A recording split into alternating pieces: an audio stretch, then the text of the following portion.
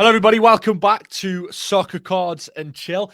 This is a podcast for you if you love the hobby of collecting sports cards or football stickers or soccer cards and stickers, depending on where you are in the world. If you're new to the hobby, again, this is a fantastic way to learn more about the hobby. So if you're a rookie, then this is the place for you. But also if you're a veteran and you're a well-seasoned pro in the sports card hobby, then this is another place for you as well, because I interview people who work in the hobby, people who just love the hobby, are super passionate about it. You'll have to forgive us, by the way, because both Dave and I, my guest today, we both have young children, and it's November in the UK, and we're both suffering dramatically with man flu, which is a real affliction. And we're both struggling a little bit. So if you hear a little bit of coughing and spluttering and sneezing, I do apologize in advance. So, Dave, welcome to Soccer Cards and Chill. Cheers, mate. Yeah, it's good to be here. I think we've spoken for a while now about, the hobby, about, what we both think about it and where it's going. And it's good to, I guess, make it official. Feels a bit weird as well. Make it official. I like it. You're putting pressure on us now. I've kind of, I've always hid behind like Instagram profiles and, it's weird kind of, making it human, I guess, because I think for me, I got into this a couple of years ago, so I'm not an expert in, collecting, I guess. Like I'm a big soccer fan, big football fan. So, that's probably where my interest started. But I think for me, kind of what we're going to talk about today is not just collecting, I guess. It's about the hobby in general and where it's going. But yeah, for me, I'm probably not an expert in, every single card out there, but I'm a hobbyist. I'm someone who really enjoys the space, and I think that's probably what we'll be able to cover today, I guess, on the podcast. Well, you've been in this world now. I mean, we had our initial conversation because we don't live too far away from each other, and you I think we connected on LinkedIn. This was about a year and a half ago, and the hobby was very much in that COVID boom at that point. So you've been engaged in the hobby for that long, and I think that kind of makes you a veteran anyway, Dave. Because most of the people, I mean, I had two box breakers on the podcast, the last episode, and they, both of those boys have been in the hobby for like 8 months, and then now doing it full time. You don't have to be in the hobby for that long to become kind of a veteran, because a lot of people are relatively new to the hobby at the moment, aren't they? Yeah, I think a lot of people have kind of joined during the boom as well, but then decided, to leave because obviously prices were coming down on certain cards, and people obviously lost quite a bit of money as well. So I think a lot of people kind of maybe came from Web3, like crypto, to cards, and then when the money stopped being pumped, they've obviously moved away from cards again. So I think we're probably left with a lot of people in the hobby now who are collectors themselves, the people who believe in the long-term future. I think we've got a good group of people now to, start to look at professionalizing things, and good people to work with, good people to trade with. So I'm hoping it's going to be more stable over the next sort of few years. It's just like, it reminds me of crypto in the early days, it really does. I think there's so much synergy with, the type of people that entered the market, the type of people that are still around. It really is pretty much the same.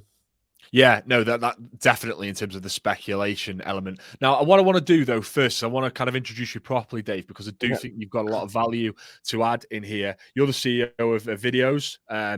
We don't need to go into too much detail about what Viddyoze is, obviously, but it's a video platform that you set up. What was it, 5 years ago now? You've built a huge about 7 years ago. Yeah. Oh, my apologies. 7 years. You've built a huge business, mate, in the UK. So you've got a lot of you've got the minerals, shall we say, in terms of like taking a business from something in its conception to a bit of an animal. So you're quite intrigued, aren't you, by the elements of the hobby now that are professionalizing to a certain extent. So, when I met you, you showed me your collection. I can vouch for you there. You're a bona fide collector. You had some beautiful cards.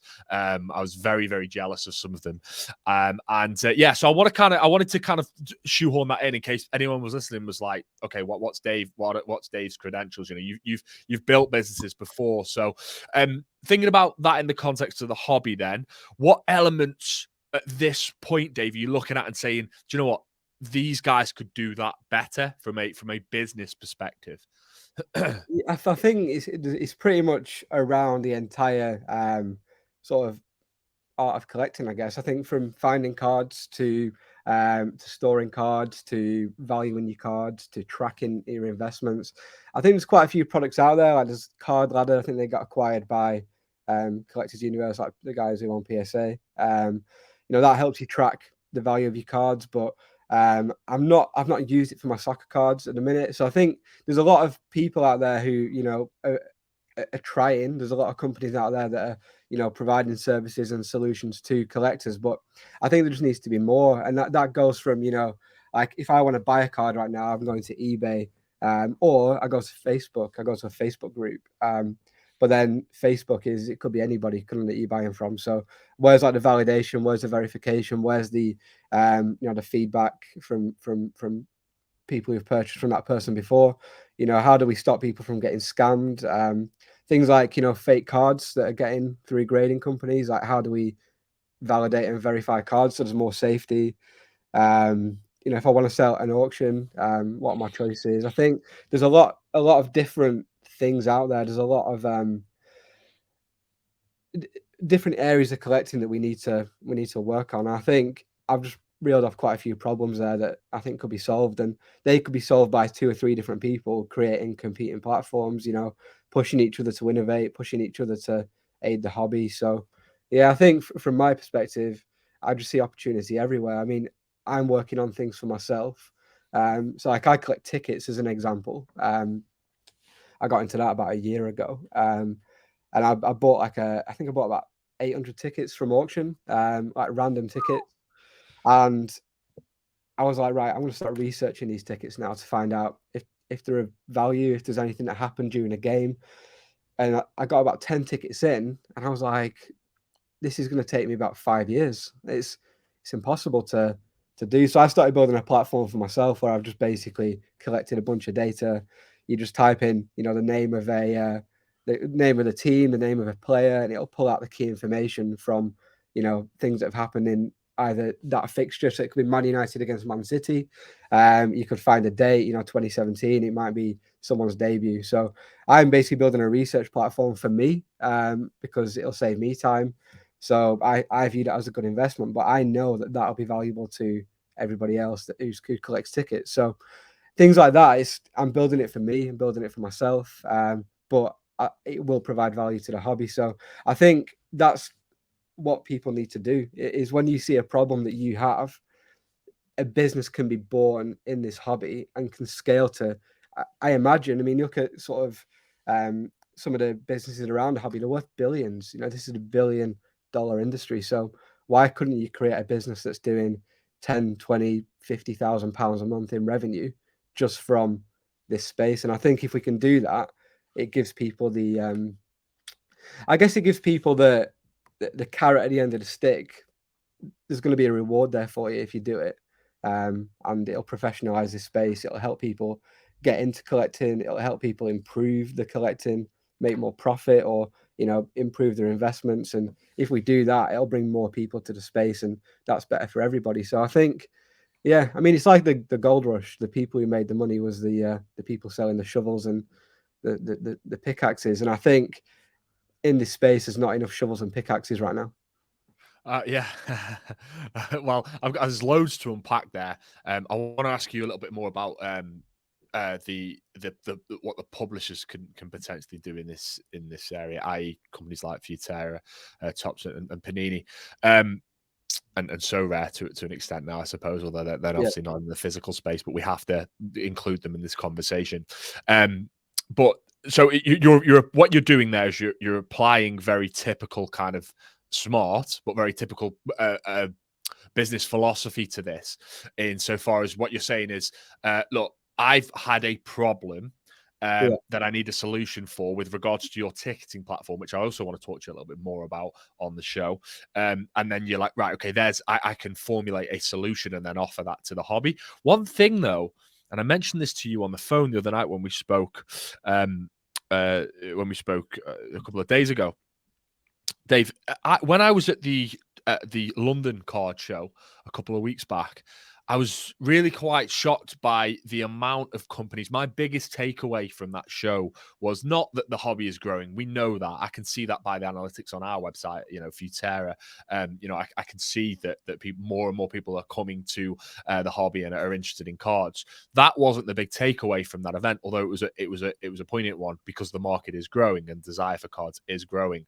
But it was the amount of companies popping up adjacent to kind of the core of the hobby, which is the cards that are produced. You had people that are doing some really cool stuff with regards to box breaking. I think it's Vlogit are a company that are dedicating their kind of time to streamlining that box breaking process. And then when you break a card, you can purchase it via the app. Forgive me if anyone from Vlogit's watching and I've butchered your business concept there, but I think it was along those lines. The amount of grading companies that are popping up now, even something else that you've dabbled in terms of protecting your cards. I think there's a play in insurance and insuring those assets, fractionalizing the assets. There's all these things kind of popping up right now, and as you say, I think I agree with you. That can only be good for the hobby. Just on this ticketing platform concept that you've had, because when you told me about that, my initial thing of that was, well, why could I not just go to Google and type in what game that ticket is from, and then just look around and see what happened? Like, what are the news articles around that? Are you saying that that's actually a far more strenuous task than one would expect, especially if you kind of like have lots and lots of tickets? Yeah, it takes time. Like, let's say it takes you, 45 minutes to do your research. Because the thing is, it's not just like the game; it's like all the players within the game. So, like, if I ask you, when did Phil Foden make his professional debut? You could go and find that information. But then, what if somebody else made the debut in that game? That maybe isn't known right now, but becomes, quite a big player in the future. What about like the likes of, Bobby Charlton, Duncan Edwards, Dixie Dean? When did these guys make the professional debuts, score the first goals, first hat tricks, things like that? This information just takes time to find. And if you're trying to find, if you've got 100 tickets to research, it just takes a lot of time. And I think I'm trying to invest my time as best I can.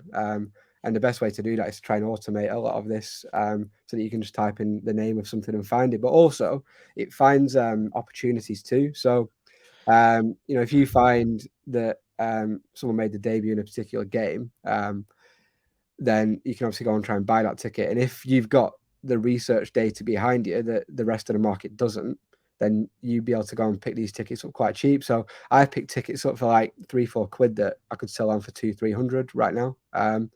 Just by doing the research and understanding the market. So, for me, it's not just about finding what I've got and researching it. It's about finding opportunities too, because there is a lot of opportunities out there in the market right now.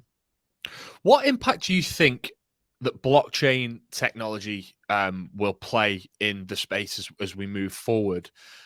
It's the wild, wild west. We know that at the moment. We're recording this a couple of days after the FTX scandal, and there's a lot of negativity around crypto, but I think there are some genuine, really good use cases. Have you seen any that are specific to trading cards that you're really bullish on?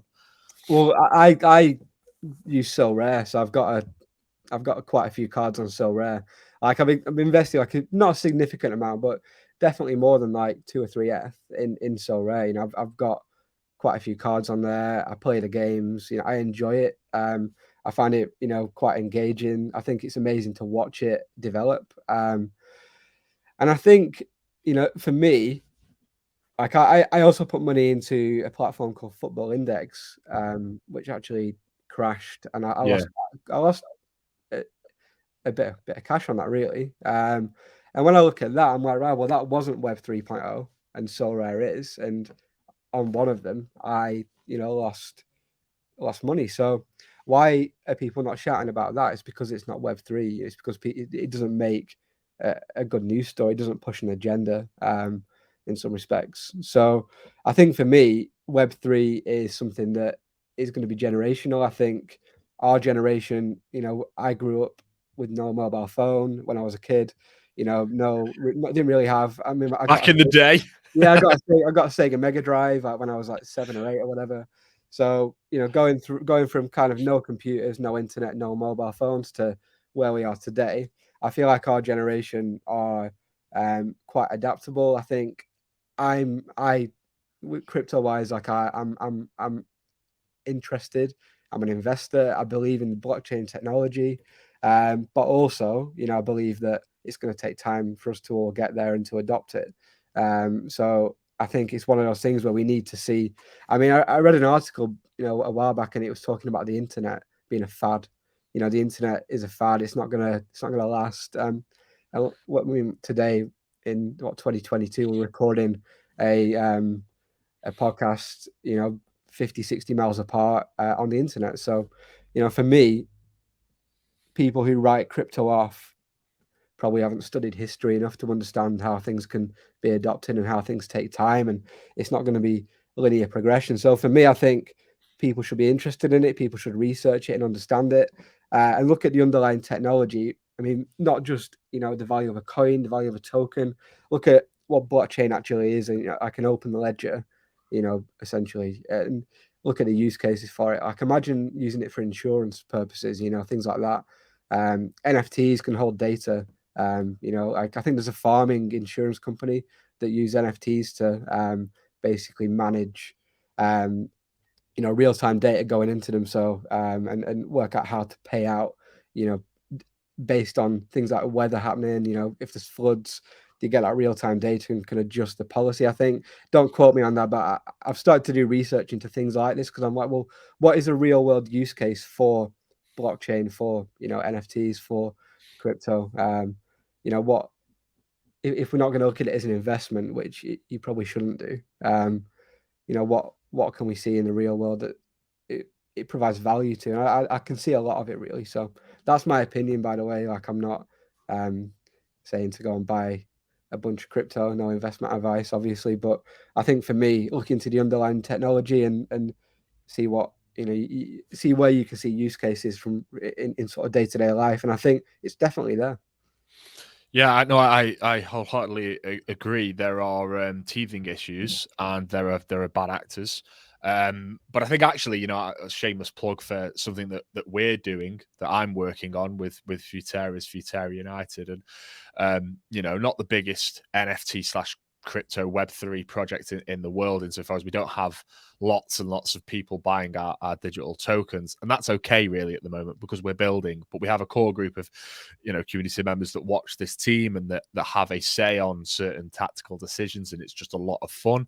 And I think I like to think, of course I would say this, but I do like to think there are still examples, and we're not the only ones. It's just the first thing that comes to my mind, obviously, because I'm working on it. But there are these genuine use cases for the blockchain, which all of a sudden we've taken a concept and we're utilizing the blockchain to democratize a football club. That's the way I refer to it as. So there's a lot of bad out there. I'm not denying that. And I think I mentioned on my LinkedIn the other day, don't throw the baby out of the bathwater here. There are some good, interesting use cases. By the way, I just want to revisit something. That article that you mentioned, I think if you didn't post it, then it came up on my LinkedIn anyway.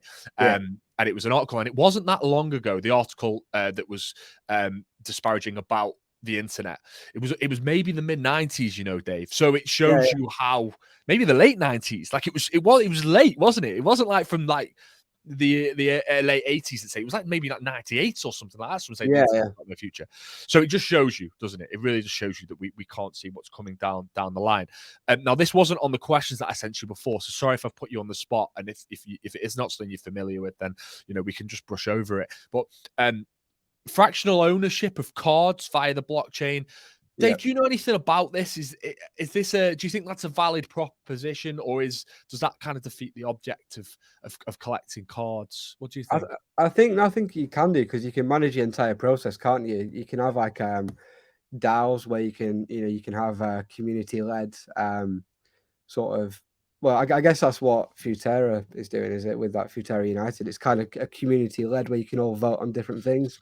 So you could do the same with a card. You could vote to sell it, vote not to. That would allow people to essentially, it's democracy, isn't it? People are choosing to keep it or to sell it. And I think as long as I think you've got to connect the physical with the blockchain. So if you own it, you get a replica card with maybe your keys in there, maybe something like that.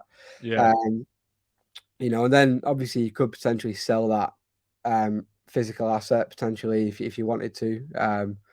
But I just think that more work needs to be done with it to get people more comfortable with that as a concept. Like I understand it a bit, but I'd need to do some more research into, you know, how the mechanics of it. But like, why could it not work? There's no reason, is there? No. I just it's an intriguing concept to me. The way you've just explained it there has kind of made me think about it a little bit differently. But yeah, I've just something I've seen. There's a few of these propositions now starting to enter the market, and I think we'll see more of them. And whether or not there's a key player, I'm not sure. But Yeah. yeah, it's something to keep an eye I on. think it'll bring in more capital to the space as well, because obviously a lot of people have got money locked up in crypto, which, you know, they maybe don't want to transfer into cash. So, you know, I think there'll be it might bring more capital into the space, you know, whether that's all going to be legit or not, I'm not sure, but you know, that's something that may happen over time. They'll just tell their accountants about it. Disclaimer. Yeah. No, fair enough for adding that caveat. We don't want to get people into trouble, do we? Dave, here's your opportunity now. You're in a very privileged position here because you're talking to somebody who works for a publisher, and you get to kind of tell me what you think from the outside. Publishers, Futera, Tops, Panini, what we can be doing better in terms of professionalizing or embracing some of these technologies. What do you think, mate? What things can we be doing better to kind of improve the general state of the hobby? I think like definitely publishers having tools to allow us to track what our collections are doing with that particular you know, publisher potentially. So if I mean, collecting is one thing, isn't it? You collect an entire set of cards. Like sometimes it's, you know, going and finding like what all the cards are is, you know, in one particular collection is not always that easy. So I think like better platforms to allow us to track our collections with a particular publisher. I think mimicking a set of cards digitally as well, so you can do like a digital collection would be something really good. I think sometimes they're too separate. So you know, you've got Tops have got digital platforms, which are pretty good. Futera's got obviously Futera United, but I'm not sure if you've got a digital card like platform. Panini, you've got it. I just feel like they're not as well marketed as they could be, and I feel like they're not as well integrated into the physical world as they could be either. So I think work needs to be done around that. I think communication, like I think demand is quite high at the minute as well, and you know, the ability for a normal collector to go and buy cards that are in short supply quite difficult. Which that definitely turns people off the hobby. I think when you go and try and buy a new set of cards and you can't do because they've all been stolen by bots essentially. You know, that's things like that probably not good for the hobby. So I think that's probably a few things. I think connecting digital with physical is key, because I think more people are going to be collecting digital assets in the future. Creating use cases for digital cards as well, like not just a nice picture on the internet, but you know, what can you do with them? Can you trade them in for physical cards? Can you, you know, can you gamify that in some way? Create games around those cards potentially, so you can use them in games. You know, that could be a way to transition to Web3. That's probably just a few things off the top of my head. I don't know if you've got any kind of specifics you want to ask me about within that. No. I mean, it all makes sense. It's a lot of things. I mean, thankfully, you said things there that we're kind of aware of. The physical, well, I mean, I am intrigued by this idea of maybe offering the physical card like a, you know, a blockchain equivalent of that physical card, like publishers doing that. But again, I think that gets a little bit messy. You know, what happens with the physical one if then you sell it, but you've got the digital one? I don't know. There's some things there that are not quite clear to me. Again, I don't want to this. I never want Soccer Cards and Chill to sound like it's a shill for Futera, but in terms of that physical with the digital thing as well. So with Futera United, you get a digital. Here's one. This is for Andre Kanchelskis, because Andre Kanchelskis actually is one of our famous fans for the club. But anyway, it's his physical card. I've got to give it to his son when I see him. So like you imagine, you know, you've got your digital card. You can now buy a physical version of the card, and it comes in true Futera fashion. So that in a very, it's a probably a bit of a minor example or a very simple example of how the technology can be used, merging the physical and the digital, but we are already doing that. But yes, I agree with you that there are probably more ways that we can lean in to the blockchain. Interestingly, a concept I've had, and this was put to me by a collector, and you're a So Rare guy as well. I think there's an opportunity. I mean, So Rare cards are from how they look are not built for the real world. I get that, but I do wonder whether or not there's a desire for So Rare collectors to have their cards in a physical version, and whether or not a company like us working with So Rare directly to make that a reality would be. I think it'd be pretty cool. I think it'd be, there's definitely probably a partnership opportunity there that would make it quite interesting, where even if you could just purchase those cards like print on demand, do you know what I mean? So, and you could have them, I mean, all cards on So Rare are numbered as well. So you could have them numbered too. Again, the issue you've got then is when you sell your card, but what you could do is you could have your username printed on it and then a QR code. So when you scan it, you can see the current owner, and so there you go. That could be a way around it, but really that would be just for your collection, wouldn't it? It'd be, I owned this card. It'd be cool just to see it physically. But yeah, there's not going to be a perfect solution or a perfect answer. Like, this is probably stuff for the board meetings of the publishing companies to sit down and bash them around, and speak about, because they're better placed to figure this out than I am. They're more educated, they're closer to the space. I think there's definitely things that could be done better. But I think gamifying it is key. I'm in So Rare twice a week, putting my team in there, doing my research and buying cards. It's because it's a game and there's potential for me to win something. Just collecting, for the sake of it isn't always as engaging. You're not going to engage with that twice a week. You might engage with it once a month, when you've got some time. But when it's a game, it definitely does help. I agree. Certainly something to think about. Ironically, we used to have a game Futera did back in like late 2000s, probably before our time really, where you had a code on the back of the card. So here you go. I'll show you. So here's an old one from that time frame. For those of you who are listening to the podcast, sorry about this, you can't see this, but it's a card from Series Futera World Football Series 2. There's a little code on the back there, Dave. So this is Craig Gordon.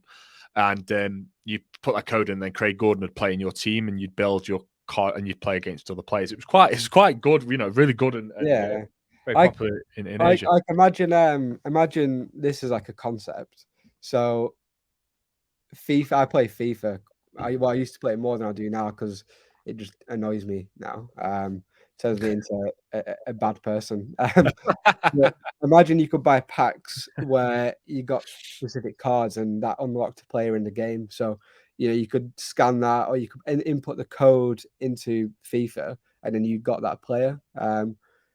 Imagine if EA teamed up with Futera, and in packs of Futera, if you guys did like random packs, you could have a Neymar card, and this is like a Neymar cross FIFA card, or EA football, whatever they're going to call it, and then that unlocks Neymar in the game and maybe a specific card. So you could then link in, cards with games. That'd be pretty cool. It'd be good for demand as well, because people enjoy opening FIFA packs, but linking that with physical would be pretty interesting.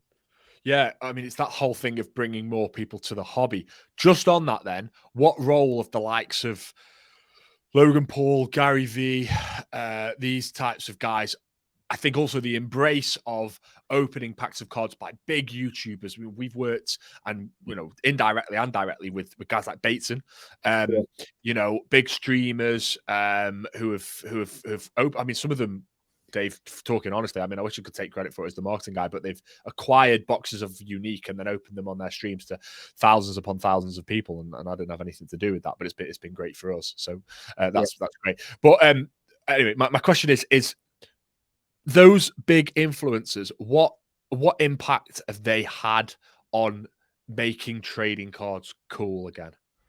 I think if you look at the whole Gary, I mean, the reason I got into it is because my business partner said Gary V's been buying like soccer cards. So I was like, oh well, I'll check it out. And then when I saw all the hype around it, I was like, well, I'll start buying some then.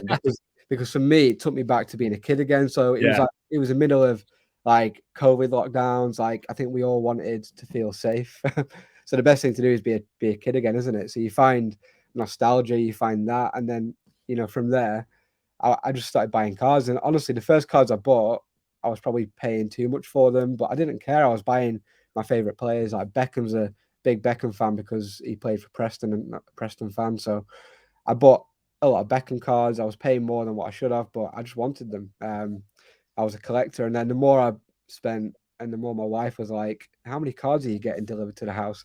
I was like, "Oh, well, maybe I need to start looking at this as a business, and my income needs to match my outgoings when I'm buying cards." So, I started looking at the prices, started trying to average down my prices, and I think that was my entire route into the hobby was via Gary V talking about it. So I think if there's someone like me doing it, there's going to be thousands of other people doing the exact same thing. So I think the more we can have people talking about it, the better. I think again, like crypto, we had a big kind of pump and dump type situation where prices rose and then crashed, and you're going to shake out a bunch of people who are here for the wrong reasons. It happens in stocks, it happens in crypto, it happens in cards. It's a market.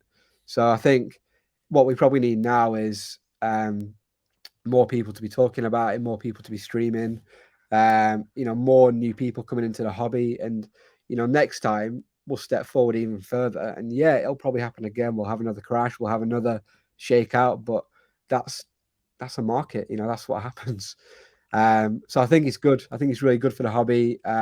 I just wish it was more consistent and people spoke about it regularly rather than just, for a short period of time. Yeah, I was going to ask you about. It's a pretty obvious question, really, about the coming World Cups and the impact they're going to have on the hobby. But I think if I put myself in the position of the listeners and the viewers, they probably know that this is going to have some impact on the hobby. Of course, it is. People are going to be focusing on football a little bit more. So what I actually want to do is flip that and say, at the moment, when you look at the market, again, I'm going to have to stand back here from my representing Futera hat because the secondary market isn't something that we're really we're interested in it, but it's not something we talk about, of course, because that's what you guys do. But where do you see things at the moment then? Where are we in that cycle, Dave? Are we in the bust a little bit now? I would say so. I think some cards definitely are. Some cards are doing really well. I think you look at like rookies and people chasing those rookies. I mean, I do it to an extent, although I've stopped doing it as much recently. And I'm buying a lot more vintage, but the vintage market stable. Prices are increasing. Like I'm buying Tom Finney cards again, another Preston player. Tom Finney. I'm spending hundreds on Finney cards, and those prices are going up right now. Wow. So I think that market is really, really interesting, stable. It's growing, and the thing is with those cards as well. I mean, the US drive a lot of this market. I think the demand in the UK is there. Obviously, there is a market in the UK, but the US market will dwarf it because it's they've been collecting for years, like baseball cards. They've been collecting for investment for to hold cards to store value. Whereas in the UK, I think it was more we collect because we collect. It wasn't always about being driven by money. I guess I think in the US, because the money's bigger, there's more of a drive to collect for that reason. So I think what we'll find over the next sort of few years is cards that are in short supply are going to be in demand, and that's obviously supply and demand is going to drive prices higher for those cards. Like I bought a card, a Dick Kerr ladies card. Again, I knew about them because again they're from Preston, so I do have more knowledge than what goes on in my hometown. But I thought, you know what, one of the first female soccer teams, female soccer's on the up. I feel like I've got a bit of insider knowledge. So I started buying cards, and I bought one for a few hundred, £200, and it's already sold for 500. So I'm going to hold on. That was a year ago, so I'm going to hold on to that card because I do believe that that can go pretty far. I think it's got, you know, thousands written all over it, if I'm honest. So for me, you know, that's kind of where I'm focusing my time. Looking at modern cards, I think you've got to back the right player. I think you've got to find the right rookie, but then you've got to take advantage of, you know, the hype around it and sell at the right time, because those prices will come down if that player doesn't perform. I think, you know, that's where the risk is with modern. You know, players can, I mean, anything can happen. And look at Mason Greenwood as an example. What he did, horrendous. But you imagine people have invested thousands of pounds in his cards, and then, you know, something that he does, which is, you know, horrendous, has basically rendered those cards Yeah. worthless. Well, at the show the other week, Jamie Salt, who's a friend of mine, a lot of people will know him from the hobby. He had, I think he had one on his thing, just as almost like, I'm not going to be able to sell this. And I think it might have been an auto, might have been a Mason Greenwood auto. And it was like, Yeah, if I get a $5 for this, I'll be looking. He obviously isn't going to get that for it. No one's buying them. But that just shows you the it's you a know, risk, isn't it? Yeah, so it's a huge risk. Like, you know, a player who's still playing can, you know, could end his career. He could have a career-ending injury. I mean, young players can come onto the scene and then fizzle out. They never make it at the top of the game. You know, that there isn't. You know, it's like putting your money into altcoins, isn't it? In some respects, in crypto, you know, they get pumped and they get pumped up because of demand, and then, you know, they eventually just turn into nothing because there's nothing behind them. There's no projects. yeah. You know, I think it's the same with rookies. So I think, you know, the market is good for, you know, vintage. The market is probably a bit down for modern, but my big thing is like the World Cup in 2026 in the Americas. You know, Canada, America, Mexico. I think that'll drive a lot of education, a lot of interest in soccer in the US, and that's where we need this to. Well, for collecting, obviously it's already big, but for soccer, we need it to take off in the US to see the prices that we all kind of want and the demand that we need, to keep the market buoyant, I guess. So for me, I think it's a good time to buy right now. It's a good time to buy vintage because I don't think you can really lose out there if you pick the right players. But yeah, that's probably around the houses a bit, but I think there's probably a lot to cover. No, that certainly is. Very, very good, very good. Yeah, I'm just gonna go back to, and then we'll talk about finally about you know, what you're doing with the Elite Shield stuff, and protecting your cards. But I think one of the cultural differences between us and the United States in terms of collecting is, you know, right up until very recently, stickers were the predominant play in the UK.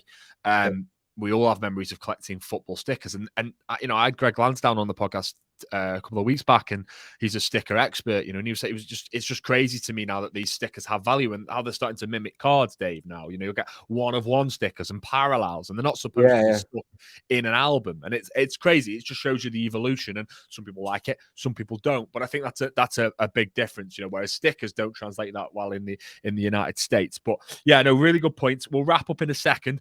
Just before we do, though, you're doing some work with Elite Shield. Do you want to tell the guys a little bit about that? Because I think that they look very pretty in terms of, you know, what you've showed me, the boxes and that. Good way to protect your cards.